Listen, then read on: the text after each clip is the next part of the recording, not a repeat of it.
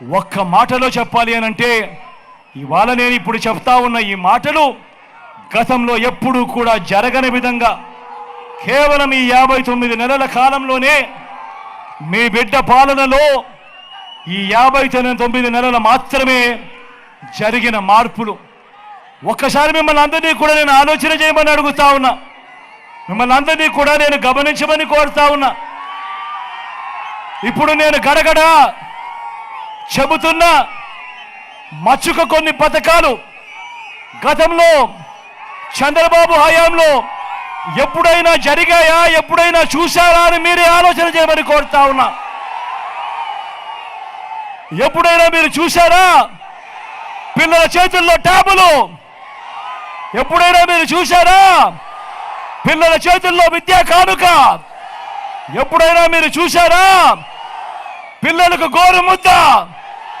ఎప్పుడైనా మీరు చూశారా తల్లులకు అమ్మఒడి, పూర్తి ఫీజులతో విద్యా దీవెన, వసతి దీవెన, ఓ ఆసరా, ఓ సున్నా వడ్డీ, ఓ చేయూత, ఓ కాపు నేస్తం, ఓ ఈబీసీ నేస్తం, ఓ 31 లక్షల ఇళ్ల పట్టాలు, అందులో నిర్మాణంలో 22 లక్షల ఇళ్లలో, ఓ ఇంటికే 3,000 రూపాయలు పెన్షన్ కానుక, ఓ రైతు భరోసా, ఓ ఉచిత పంటల బీమా, సీజన్ ముగిసేలోగానే ఇన్పుట్ సబ్సిడీ, ఓ పగటి పూటనే 9 గంటల ఉచిత విద్యుత్, ఓ వాహన మిత్ర, ఓ నేతన్న నేస్తం, ఓ మత్స్యకార భరోసా, ఓ తోడు, ఓ చేదోడు, ఓ లానేస్తం, ఓ 25 లక్షల దాకా ఉచితంగా విస్తరించిన ఆరోగ్యశ్రీ, ఓ